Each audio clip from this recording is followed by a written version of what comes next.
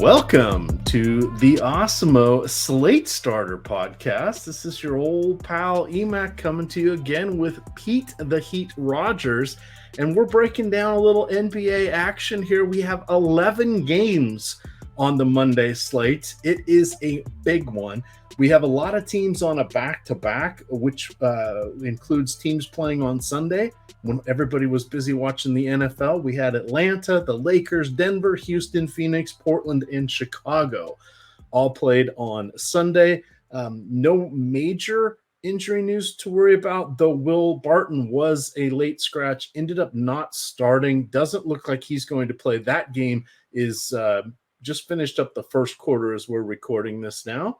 Pete, welcome back. We didn't scare you away from the NBA, although I believe one Greg Ehrenberg might have been a little nervous. He insisted on being on an MMA show with you just to sort of reverse flex that, hey, you come into our sports, we're going to come into your sports. Yeah, a little watch it, buddy. Friend? What's going on? What's going on, everybody? Happy to be here again. Happy to break down another NBA slate. The last one that we did was great. Schroeder came through for me big time. He had a fantastic game, and I was pretty heavy on him. It was just overall, it was a good time, and I do enjoy breaking down these slates with you. So that was the Schroeder, the overtime game, the Milwaukee. Yeah. He had, oh my God, I totally forgot about that, because all these days start to run together when we're writing articles, then we're playing the game, then we're analyzing what just happened while looking ahead tomorrow.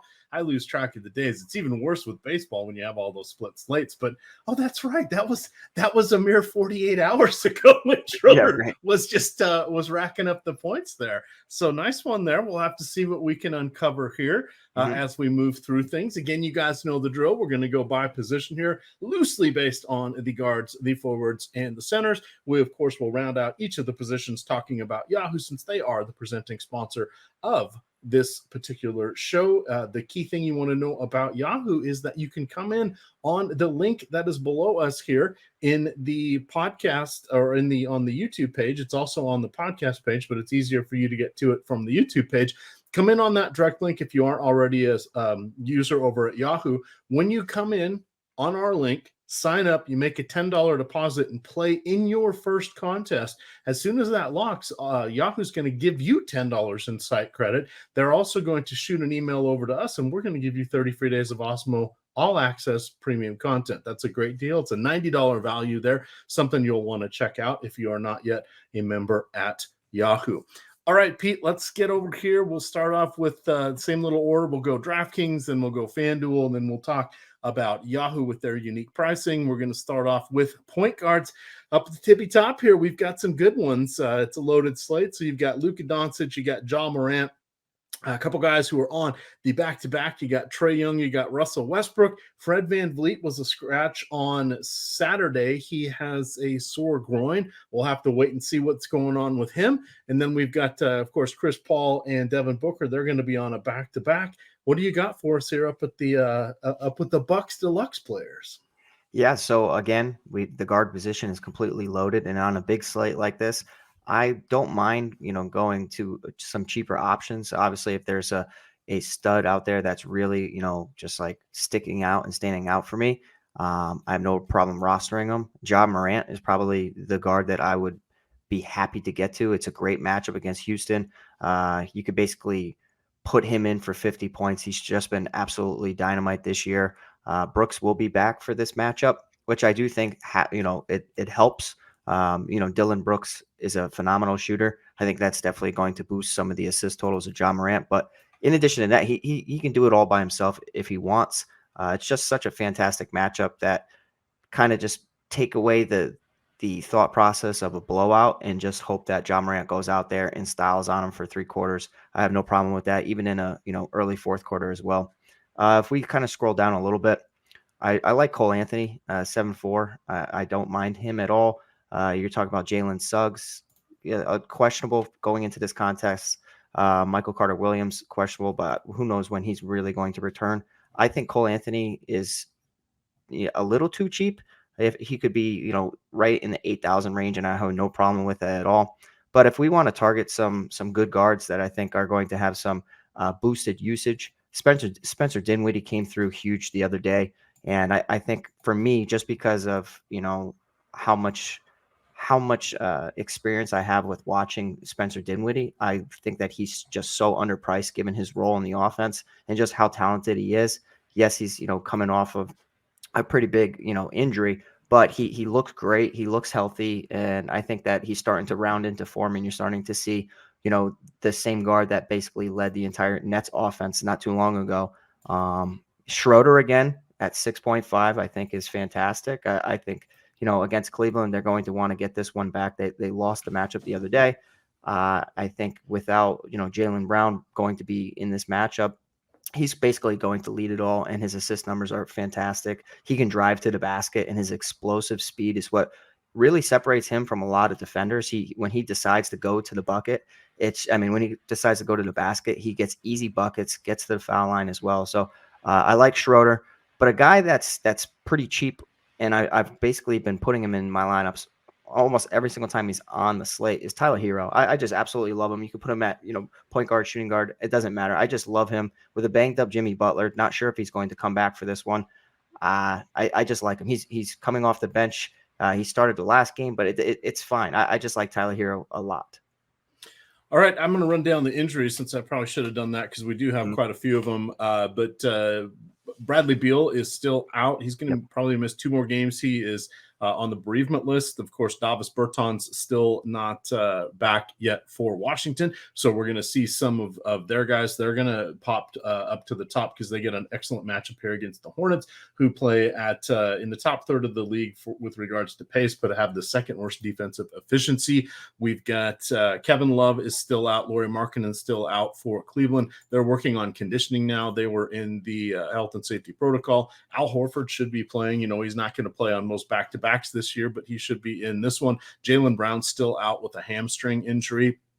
As we continue through some of the other teams there, you mentioned Jalen Suggs. He is out. DeAndre Hunter did sit on Saturday. He had a wrist injury. He's one of the guys that a lot of the Atlanta Wings, they're always perpetually banged up. I would not be surprised if at any given time when they have back-to-backs, if someone between Herter, Reddish, Hunter in this case, Danilo Gallinari, wouldn't surprise me if one of them is always going to be sitting out in these type of situations. It's a long season. Those guys, again, they are perpetually dinged up for a variety of other reasons. Why not give them the days off when they can? So that's something just to remember in the back of your mind as we head down towards Indiana here. Chris Duarte is dealing with an ankle injury. You'll want to keep an eye on that. That just impacts depth between what's going to happen with Malcolm or the availability of extra shots that would go to Malcolm Brogdon, to Karis LeVert, etc. Let's see. Will Barton, as we mentioned, is not playing his sore back. He may not play again going against Dallas. We'll have to see, but they are at halftime in that game right now, and he hasn't played yet. I would think he's not playing tonight, but that was Austin Rivers who did start for him. We'd probably see that happen again. We have DeAndre Ayton is ruled out, even though Phoenix is on the back-to-back. They already know he is going to be out. We mentioned Fred VanVleet has a sore groin. You've got Precious Achiuwa, who is dealing with a shoulder injury, and then Chris Boucher, back injury, torpedoed my Yahoo teams on Friday. He was sort of my last guy in. That did not work out well because he did not play very much. We have Damian Lillard, who did not play on Sunday. He's already been ruled out for Monday. He's dealing with an abdominal injury that has been plaguing him all the way back to the Olympics. So he is someone that when he's out, that's going to boost things for Anthony Simons, and then of course CJ McCollum, though McCollum only averages about 1.2 Yahoo fantasy points per minute without Damian Lillard. He does get more minutes when Lillard is off the court. And then finally rounding it out, Chicago, they did play no Kobe White, and then Nikolai Vucevic is still in the health and safety protocol. So keep an eye on Zach LaVine. He is dealing with a sore thumb. He is playing right now, or he will be tipping off in a few minutes here for Chicago as they take on the Clippers. They've got the LA back-to-back. They play the Clippers as we're recording this, and then tomorrow they'll play the Lakers. out there in the Staples Center. All right, had to cover all of that so we Yep. don't have to hit that as we go through. But when Pete starts waxing poetically about Spencer Dinwiddie, we need to know why, and it's because he's going to have some good opportunities there. Of course, that means Halzino Neto is going to be in there as a cheapie at the bottom end of the point guards. As we kind of look over here, see if anything's popping for us on FanDuel, maybe a little De'Aaron Fox, potentially some Shai Gilgeous-Alexander. Is Halliburton still out, correct? No, Halliburton is back. Is he back? Okay. Yeah. What do you like here as we kind of look at FanDuel, and then I'll jump ahead and see what we got going on at Yahoo and call out a few when we get there. Yeah, I mean, similar players. I like Cole Anthony at 7.6. Spencer Dinwiddie at 6.5. I think it's just a steal, given his usage bump without a Bradley Beal. So anytime a team doesn't have their superstar, you're going to obviously boost up the usage for other players. And a player of Spencer Dinwiddie's caliber, it's kind of like a no-brainer for me as 6.5. I kind of view Darius Garland and Ricky Rubio very similarly, and it's difficult to predict which one of them are going to have a really, really strong night. They both have been extremely serviceable. Rubio went on an extreme hot streak. Garland kind of rounded into form in his previous performance, so I don't mind getting to either one of them given the injuries on Cleveland and how both of them basically have to step up offensively to lead that team. Dennis Schroeder at 5.7 is another steal on FanDuel, given his role without Jaylen Brown. So basically the same players, and you're talking about, significant salary decreases and just like, I like what I'm seeing over on FanDuel. I might actually have to take advantage of some of these mispriced players, and I think that it can definitely work in our favor. All right, a couple guys on the lower end there. We've got Killian Hayes at 13. Mm-hmm. He's coming off a pair of mid-30 fantasy point games.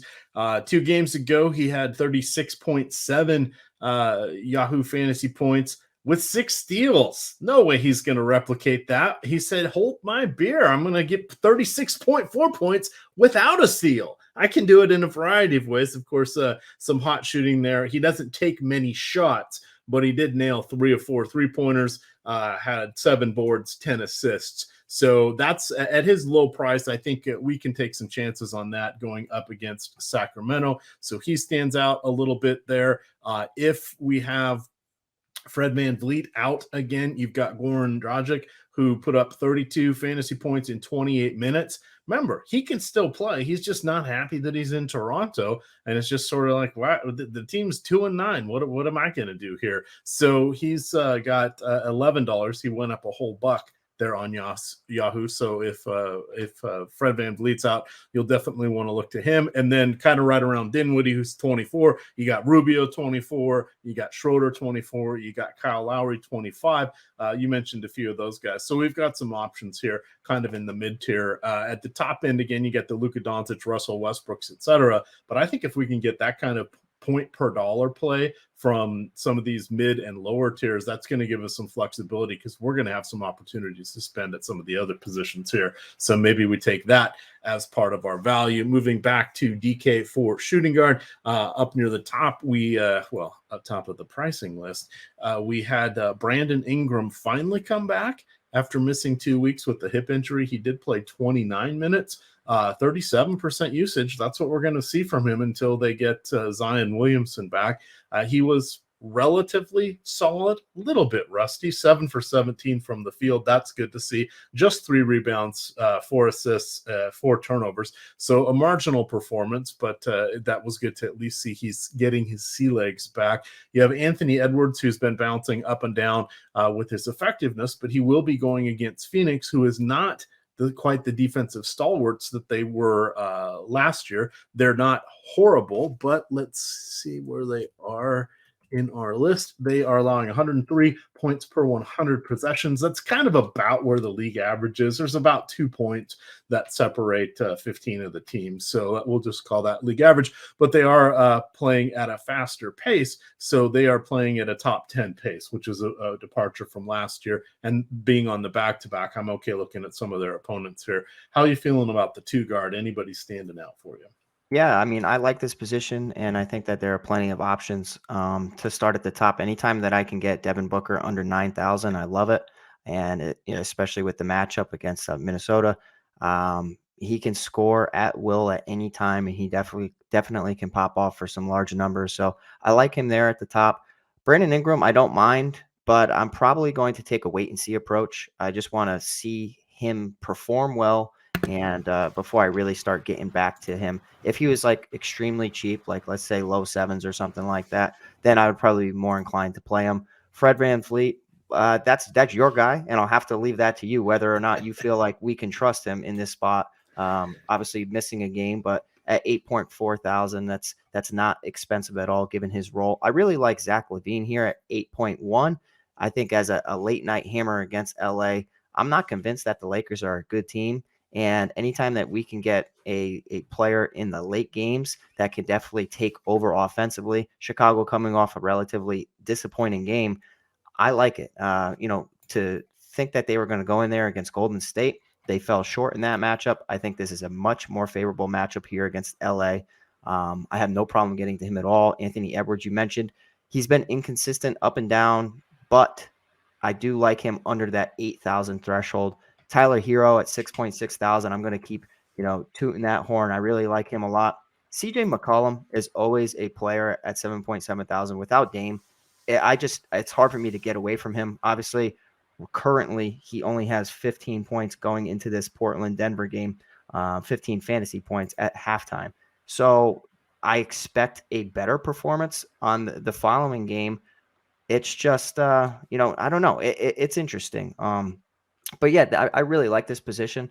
The mid range and below is something that I'm not convinced I want to roster many of them. I'll probably end up spending up at this position just given some of the upside and good made matchups. So yeah, those guys I rattled off are some of the best ones on the slate in my opinion. Can you fill us in on Fred VanVleet? What are your thoughts about him?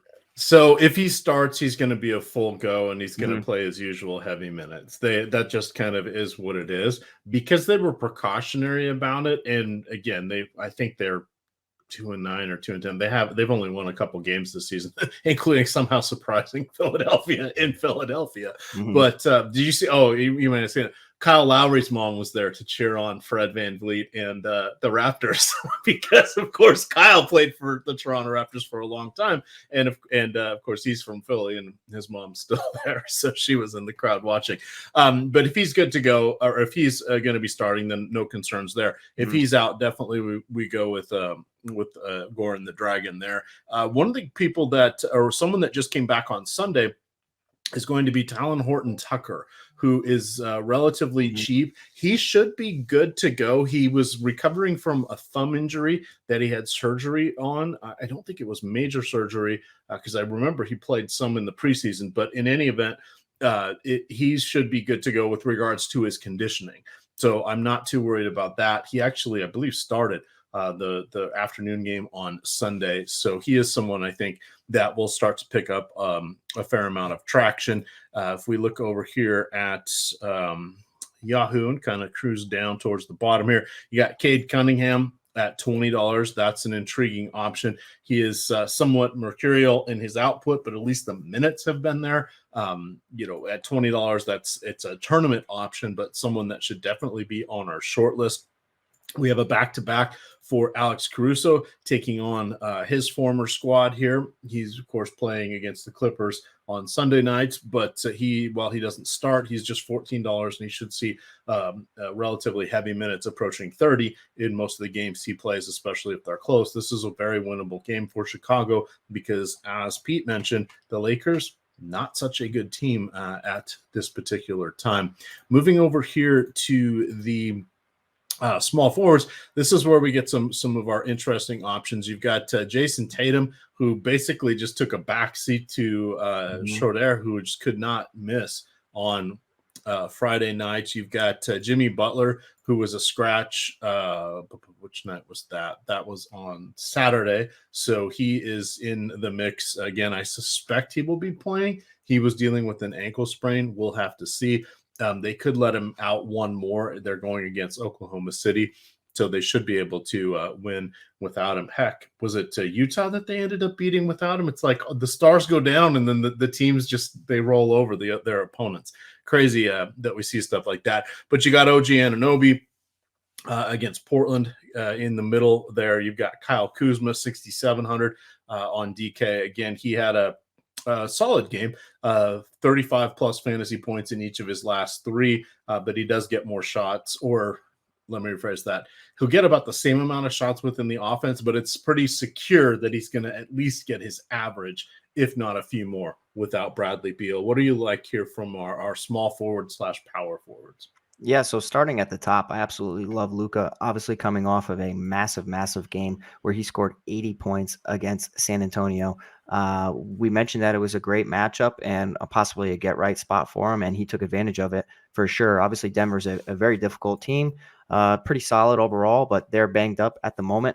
And I think that in a competitive game like this, you could see Luka rise to the occasion. So I absolutely love it. Jason Tatum really let me down the other night, and his salary has decreased a little bit. So now we get him under 10,000 at 9.8 thousand. This could possibly be a game where Jason Tatum finally gets back into form. Jimmy Butler, I'm not really sure if he's going to suit up for this one, just given how terrible OKC is, and I don't think that Miami's going to need him to get it done. If he does, I would be slightly worried about his usage and also his minutes. But if they mention something that he's a full go, this is a smash matchup for sure.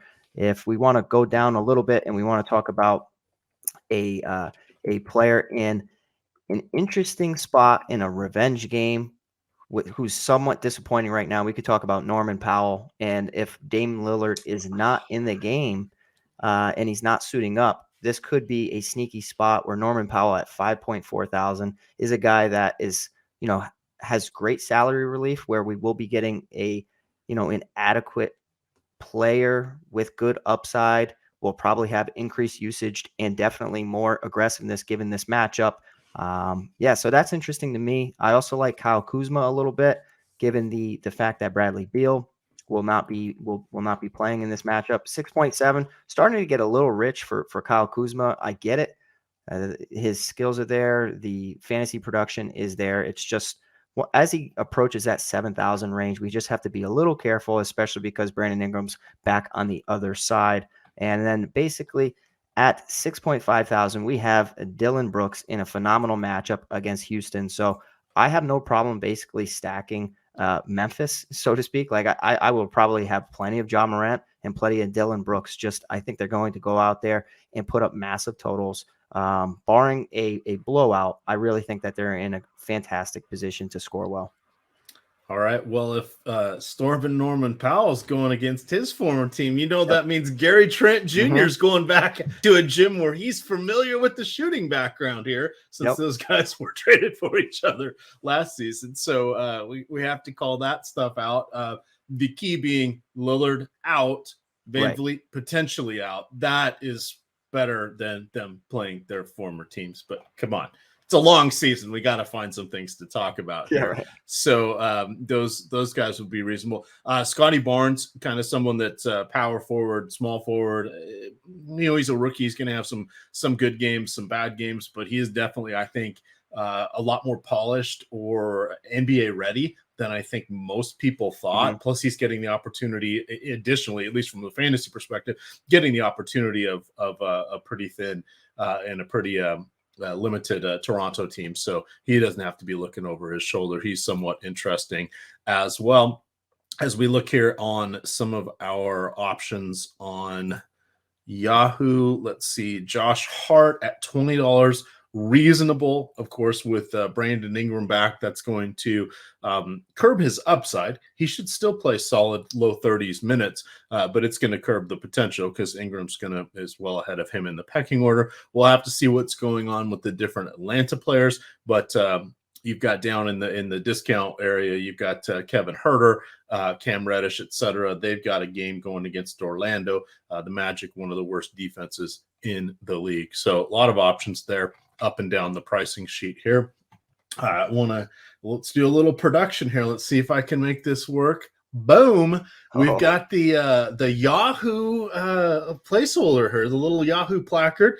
Eric Lindquist told me how I could get this done, but it's a reminder. Anybody that's a new Yahoo user, if you come in on the Awesemo link, which you can find at the bottom or in the description of this YouTube video, come in on that link and you put in a deposit of $10. First of all, Yahoo's going to give you another $10 in site credit. And then as soon as you play in a paid entry contest, meaning play in a contest, once it locks, they're going to send us an email with your username and your email telling us that you came in through our link, and we're going to reach out to you and get you 30 free days of all access Awesemo premium content. That is a fantastic deal. It's a $90 value. Plus, you're getting the $10 from Yahoo. So basically, you're turning your $10 into $100 right off the bat. We got to help you monetize all this stuff, but that is a nice way to get things jump started there. All right, let's move back here to power forward. It is. I'm going to kick you off on the top here. Anthony Davis laid down a monster on Sunday afternoon. He had 40 minutes in which against the San Antonio Spurs, where he had 15 rebounds, 34 points, 6 assists, 2 steals, and a block. Was just absolutely nuts there. I played that showdown slate. He was on a captain in a couple of my lineups. I shared the top of the contest with 7 of my friends. It was a low dollar one, but nothing like getting a few bucks in your pocket after an NBA ass kicking. So I will take the silver lining wherever I can find it. What do you got here? Anthony Davis at the top going against Chicago. Both of these teams on a back-to-back. Yeah, I do like Anthony Davis here.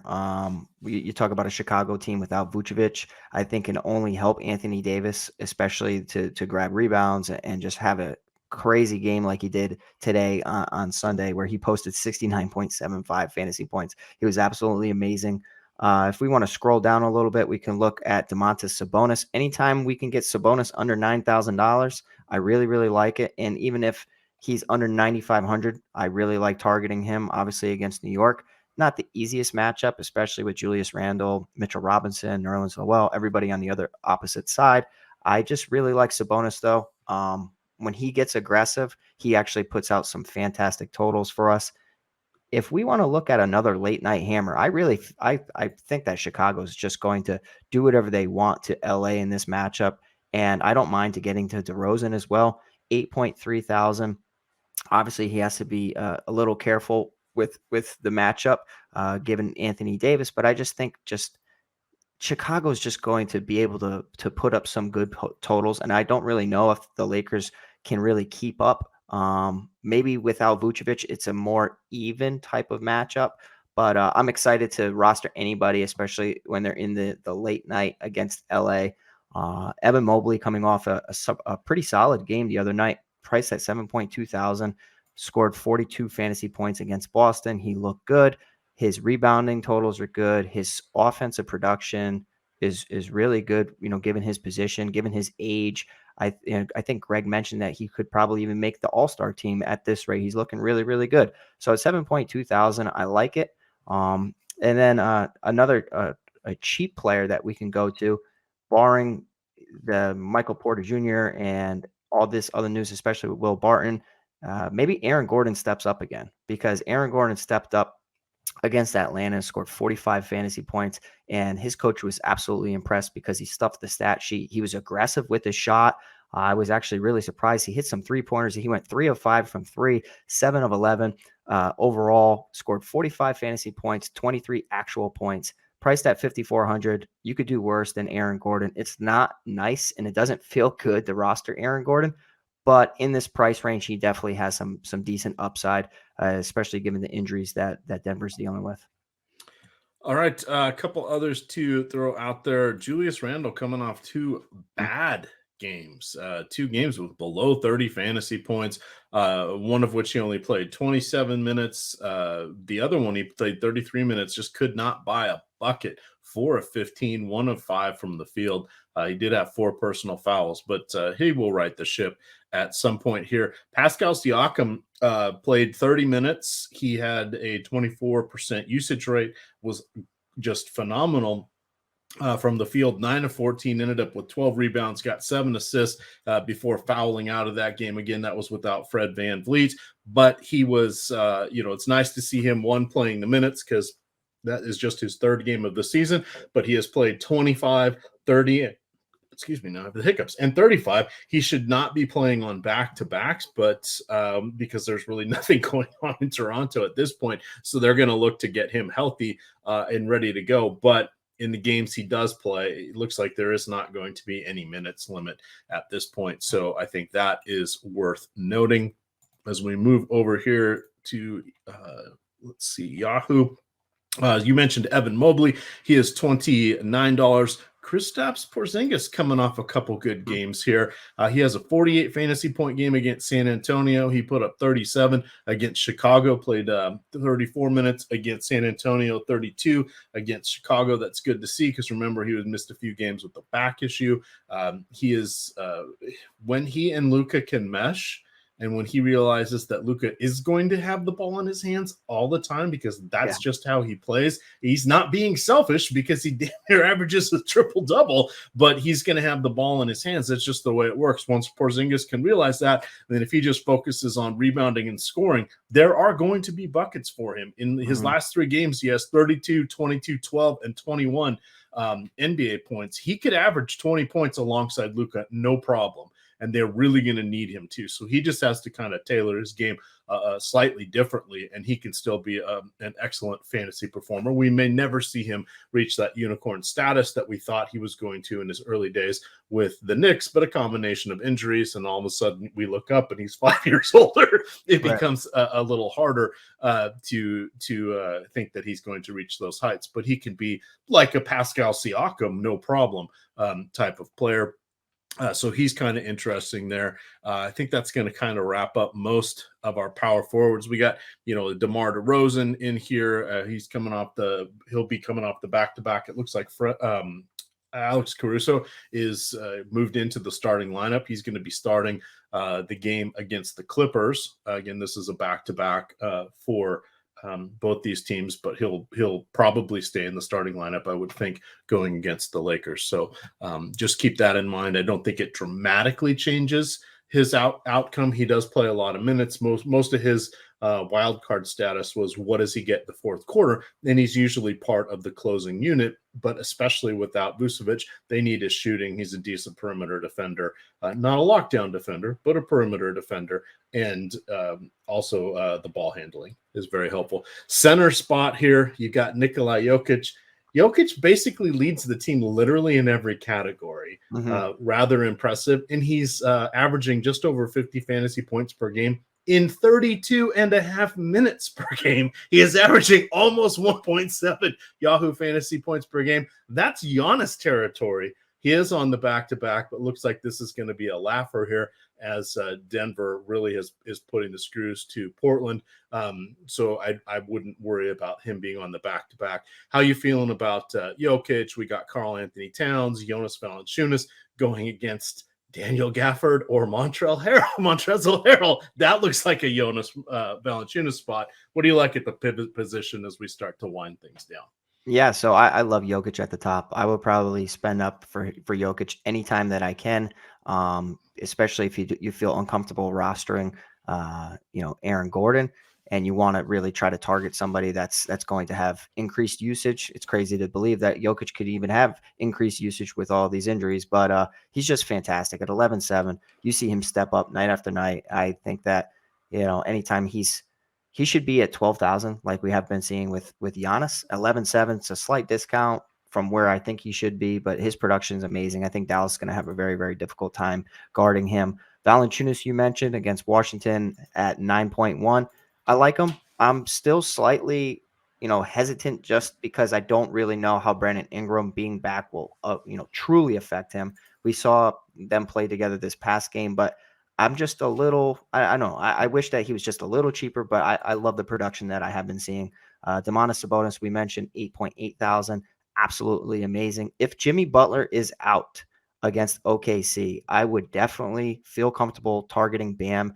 I think that, Bam at 8.1 in an absolute smash spot, I'm probably going to be getting to him a lot as well as Christian Wood at 8,000, coming off a pretty solid decrease in salary. I mean, you talk, if you want to look at 9,000, 9,200, 9,000, now he's priced at 8,000 flat.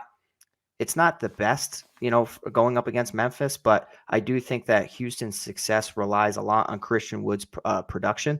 So I like it. Yeah, I mean, the center position's always interesting.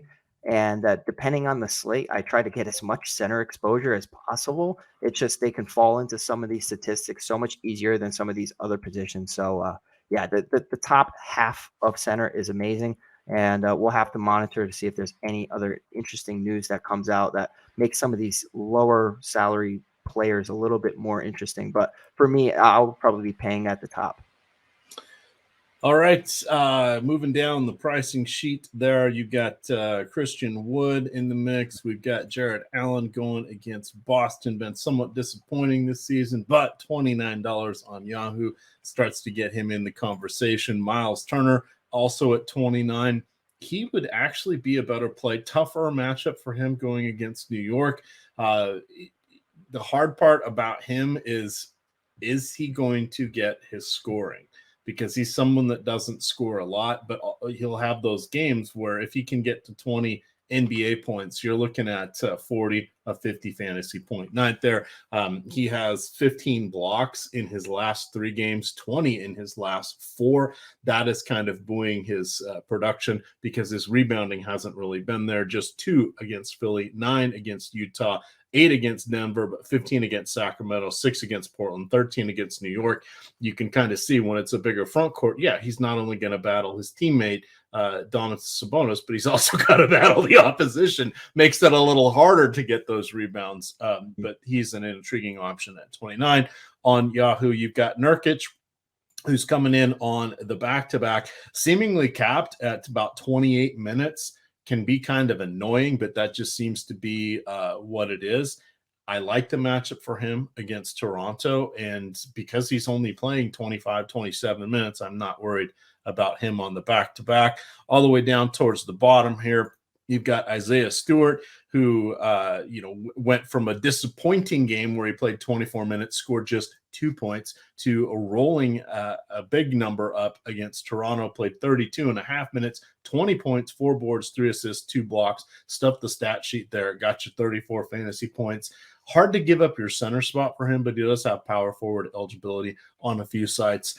Anybody else here at the center position as we wind us down here? I mean, I really like that Isaiah Stewart call just because of, the loss of Kelly Olynyk. I think you'll see some of these pieces, these bigger guys on Detroit stepping up. I agree with you that it's tough to really put all your eggs into the Isaiah Stewart basket in hopes that he can come through for you. 5,000 is fine on DraftKings, and I'm okay with getting to it. But for the center position, getting a low salary center is amazing, but you're also giving up some significant upside when you have Jokic on the slate. So that's where, for me, I will kind of weigh my odds and see where if I can get to a Doncic or whatnot. I want to get one of these studs, and I think a Jokic or Davis makes a ton of sense for this slate. The guard position is extremely deep. The top end of the center position is fantastic. But overall, some interesting games. And like I said, I really like Bam Adebayo, especially if Jimmy Butler's out. All right, that is going to wrap it up for us. We want to thank Yahoo for being the presenting sponsor for the show. In addition to us, if by the time you get done hearing about this, it's going to be time to start it all over again. Josh Engelman will be up at the crack of dawn, 6:30 a.m. with the Process Show, breaking down everything NBA, showing you how he's looking at rotations, injuries, tweaking things for matchups. The nice thing, if you ever want to know what goes into a projection system, what he's showing you and talking his way through, that's what we're doing with the full Awesemo projections. Of course, we have Alex Baker, Steve Buzzard, and Sean's on are the main 3 that work on that. But of course, literally everybody pretty much except for me does their own projections here at Awesemo. So they're constantly getting feedback from Greg, from Josh, from Adam just saying, hey, looks like this is off a little bit, or hey, what are you doing here? And they're constantly pressure testing each other, which is just a phenomenal way. We have some of the best projections in the business. So I think that is kind of a neat way to see how they're made, because you want to understand they're taking into account changes in rotation, who the matchups are. If a team is likely to play bigger or smaller, they're adjusting the usage and rebounding and assist rates for these players. All that stuff that you think, oh, should I do this because it's a fast-paced matchup? Or, oh, this is a tough defense. It's already taken care of. We're just double counting whenever we put our thumb on the scale. Be careful with that. Leave it to the professionals. And then you don't have to worry about this heavy lifting. Just to have the time save alone is well worth it. But thank you, Pete, for joining us yet again. I think we're going to get you a couple more times this week until Rinpack and Eric Lindquist are back. You can follow Pete on Twitter at Pete the Heat MMA. I am at Emac DFS. I think I'm 12 away from 12,000. Come on, get me a couple followers here. It'll be fun to hit that milestone. I remember when I got 2,500 way back in the day. My wife and I were laughing because we each grew up in small towns across. I was in the state of Washington and she was in Massachusetts, but our hometowns were about 2,500 people each. So when we got to that number, we're like, oh my God, can you believe this? Like everybody in my town following. Wow, 12,000. That's quite the number. But we're going to get on out of here. And of course, you can always follow Awesemo at Awesemo_COM on Twitter. With that, gamers, good luck.